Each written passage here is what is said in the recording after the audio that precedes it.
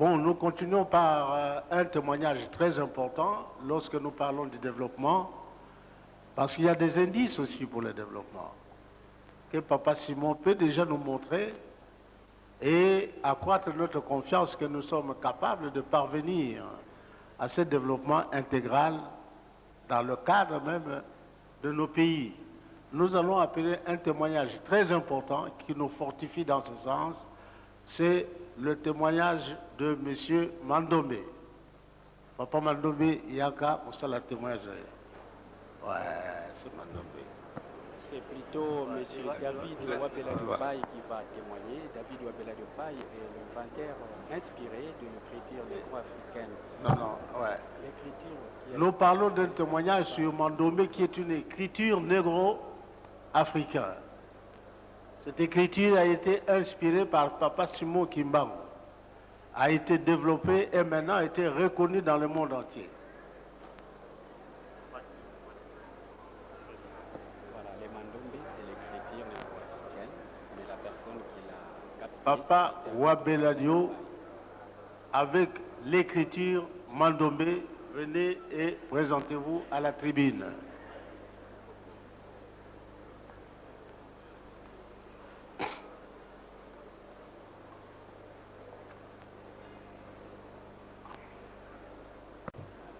Après cette intervention du pasteur Matondo, vous allez suivre à présent un témoignage poignant sur l'écriture négro-africaine.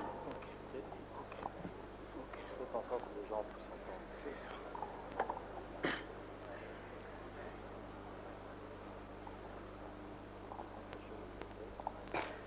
ça. Au nom du Père, du Fils et du Saint-Esprit,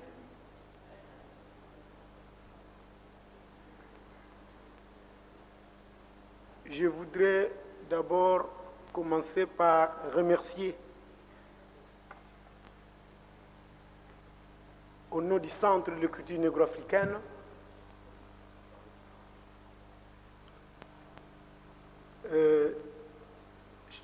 notre très cher papa Simon Kimbangu, qui continue à lutter pour la libération de l'homme noir et qui nous a révélé l'écriture négro-africaine. Mandombe, qui veut dire tout simplement écriture de noir pour les noirs à la manière des noirs. Nous adressons nos remerciements aussi à notre cher papa. Je cite papa Kisolokele, Lukelo Char, papa Dialungana Tiangani Salomon et papa Diangenda Kuntima, notre premier chef spirituel, pour l'encadrement dont nous avons bénéficié. Et nos remerciements vont tout droit à son éminence Simon Kimbangu Kiangani pour la continuité de cet encadrement et pour avoir organisé cette conférence internationale qui est pour nous, au Centre d'écriture négro-africaine Mandombe, le coup d'envoi d'une nouvelle civilisation pour l'Afrique noire et sa diaspora.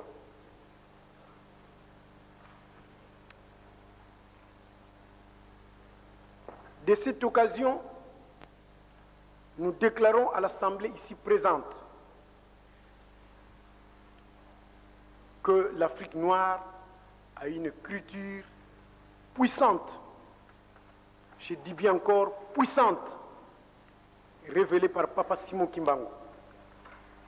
Cette écriture est un nouveau schéma de développement de la civilisation négro-africaine moderne. Distingués invités, frères et sœurs, les regards rétrospectifs sur l'histoire universelle nous montrent qu'au fil des âges, il est toujours des événements qui marquent le début d'une ère nouvelle dans la vie d'un peuple. L'avènement de l'écriture négro-africaine Mandombe en Afrique noire en ce début du 3e millénaire n'est pas moins d'une vision révolutionnaire et prospective qu'un signe de temps qui va certainement poser les jalons dans la dynamique de notre civilisation. En nous référant de Papa Kisolokele Charles Lukelo, qui est né à la date même d'ouverture de cette conférence internationale sur Papa Simon Kimbangu, permettez-moi de dire en criant: qui Kisolokele, qui Kisolokele, qui Kisolokele, l'écriture du peuple noir.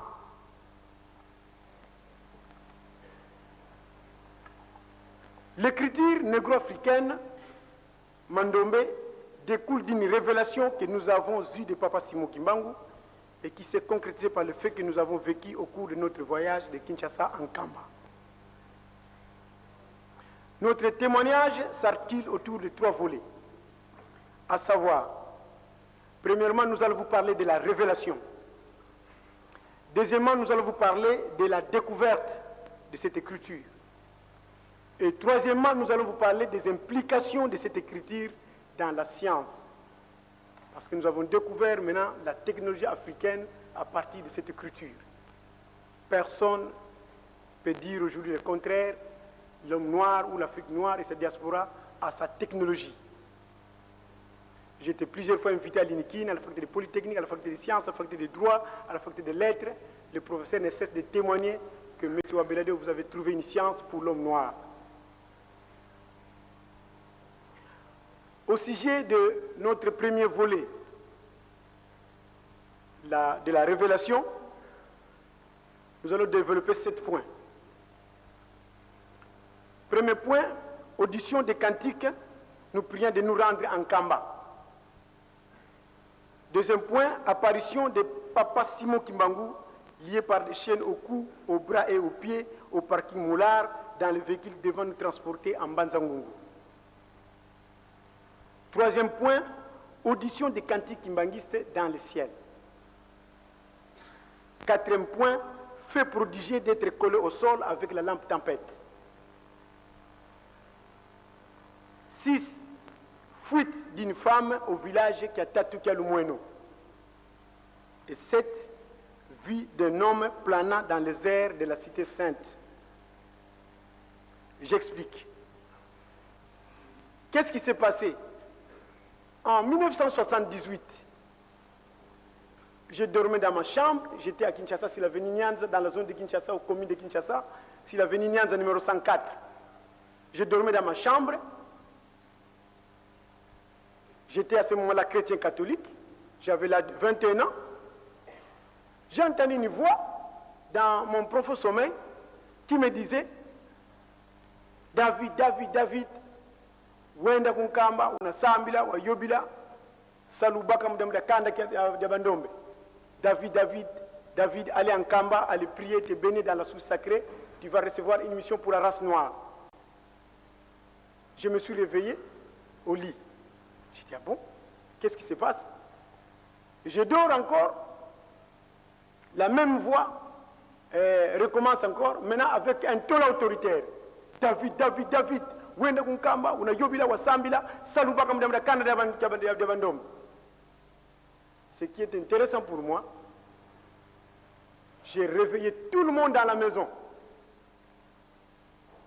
Mes parents qui étaient dans la maison, tout le monde, même les amis, pour leur dire voilà ce qu'ils sont en train de vivre. Tout le monde dans la maison a tergiversé. Ils m'ont conseillé de rentrer, peut-être je faisais des cauchemars. Je dors encore, le même rêve revient. David, David, David, allez en Kamba, allez prier, te bénir, tu vas recevoir une mission pour la race noire. Je me suis réveillé maintenant, je commençais à pleurer parce que j'avais maintenant peur. Puis après, les gens de la parcelle, les locataires, se sont réveillés et nous étions décidés, le jour suivant, d'aller en Kamba. Audition, apparition de Papa Simon Kimbangu lié par des chaînes au cou, aux bras et aux pieds au parking Mollard dans le véhicule devant nous transporter en Banzangungu. Qu'est-ce qui s'est passé? Quand nous sommes arrivés au parking Mollard, nous avons pris place à bord d'une camionnette et nous avons On attendait que les autres clients viennent remplir le véhicule. À notre grande surprise, ma tante qui m'avait accompagné et la femme de mon oncle voit assis à ma gauche Papa Simon Kimbangu, lié par des chaînes au cou, aux bras et aux pieds. Ils n'ont pas pu supporter sa présence et ils ont crié, tout en fouillant le véhicule, en sortant rapidement du véhicule. Et ça a créé panique au niveau du parking Mollard et le chauffeur nous a demandé de rentrer à la maison. Nous n'avons plus voyagé ce jour-là, nous étions rentrés à la maison. Audition des cantiques kimbanguistes. Lorsque nous sommes arrivés en Bazangou, parce que le jour suivant nous avons voyagé par train, notre chef de famille s'oppose. Il dit, nous ne sommes pas des kimbanguistes. Comment toi tu vas faire un rêve, on t'appelle en Kamba, nous sommes des catholiques. Moi je dis, mais j'ai fait un rêve. J'explique, l'oncle dit, non, non, non, si c'est comme ça, nous allons d'abord trouver le voyant. Et c'est comme ça, il était décidé que le jour suivant, on devait rentrer à Kinshasa, rencontrer le voyant pour qu'on nous dise qu'est-ce qui se passe. Eh bien, à 4 h du matin, j'ai réveillé les enfants de mon oncle. J'ai demandé à mes cousins de m'accompagner en Kamba. C'est ainsi, mes cousins m'avaient accompagné en Kamba. Et sur le long de la route, moi j'entendais des cantiques qui m'anguissent dans le ciel. J'avais entendu des cantiques tout au long de cette route. Le premier cantique que j'entendais, Alléluia, Wandongo, que nous lalako. Alléluia, Wandongo, Alléluia, Wandongo, que nous lalako. Le deuxième cantique que j'entendais, après ce cantique, Alléluia, Kembwanzambi, Alléluia, Seuso, Alléluia, Alléluia, Kembwanzambi, Alléluia, Seuso. Je disais à mes cousins que j'attends des cantiques qu'on est en train de chanter. Mais les cousins qui m'avaient accompagné, c'était des grands garçons, mais ils n'entendaient pas. Bon, on a marché, on arrive à l'entrée du village qu'on appelle Kimongo. Parce qu'on partait à pied, et puis les cantiques se sont arrêtés. Voilà. On a continué la route, on arrive plus loin, c'est là où je parlais de faits prodigieux, vu d'une constellation des étoiles dans le ciel. On devait prier parce qu'il faisait 19 h. On devait prier. Pendant que moi j'ai prié, à ma grande surprise, mon cousin me secoue aux épaules en me disant, il y a David, regardez ce qui se passe au ciel. J'arrête la prière, je regarde au ciel, je vois toutes les étoiles se sont regroupées en un seul endroit et ça formait un joli cercle. Et en dehors de ce cercle-là, il n'y avait aucune étoile qui traînait en dehors de ce cercle. Alors j'ai tout simplement dit, c'est un bon signe, continuons la route. On a continué la route, on arrive dans le village Lumweno. C'est là où j'ai dit fait prodigieux d'être collé au sol avec la lampe tempête. J'arrive au village qui a Tatuka Lumweno, j'ai entendu la terre qui commençait à trembler. J'ai entendu dans le sous-sol de bourdonnement. Moi je croyais que c'était le début du séisme. Mes frères, ce que j'avais entendu ce jour-là, quand on dit qu'en 1960, les Belges entendaient des bruits, le bourdonnement de la terre, ils fouillaient en disant que les maisons tombent. Moi, je confirme ça. Parce que ce jour-là, moi, j'ai entendu, mes chers frères, la terre qui faisait les cousins qui étaient avec moi, quand je disais que la terre tremble, et ils m'ont dit, la terre ne tremble pas. Donc, si les Belges l'ont déclaré, parce que les Noirs ne sentaient rien. Mais les Belges disaient que les maisons tombent, la terre tremble. Moi, votre frère, j'ai vécu ça. Bon, maintenant, quand la terre a cessé de trembler, à ma grande surprise, j'ai senti mes deux pieds collés au sol. Je ne pouvais plus partir. J'ai crié fort en disant, ma collègue, n'a pas des miracles. Oh, comment? Ma collègue, mes cousins sont venus de part et d'autre, ils ont commencé à tirer. À force de tirer, je commençais à avoir mal aux os. Je leur ai dit, laissez-moi, vous risquez de me casser les os. Les os.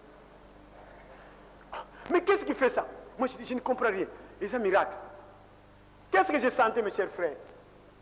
J'ai senti sous mes pieds, on dirait qu'on a placé des ventouses. On dirait qu'on a placé la colle. Là où j'étais, mon cher, il n'y avait pas la boue.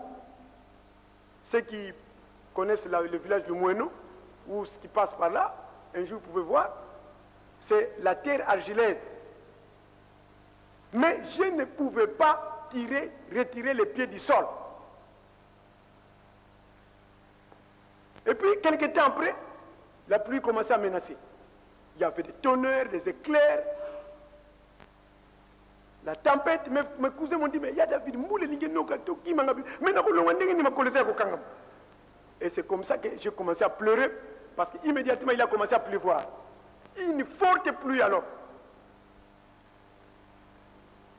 Maintenant, nous sommes restés à cet endroit pour ne pas se cramponner sur ça. Après 5 heures du temps, les pieds quittent le sol sans aucun effort. Je tire les pieds comme ça, les pieds. Oh, je dis, oh. Mais ma collègue, c'est le et c'est là qu'il y j'ai dit à mes cousins, rentrons d'abord, parce qu'il se peut que Dieu ne veut plus qu'on arrive en camp. Mon cousin qui voulait maintenant prendre la lampe tempête que nous avons amenée, il sent que la lampe tempête est aussi collée au sol. Il dit, David, moi, il ne suis pas possible. Moi-même, je suis parti, j'ai tenté de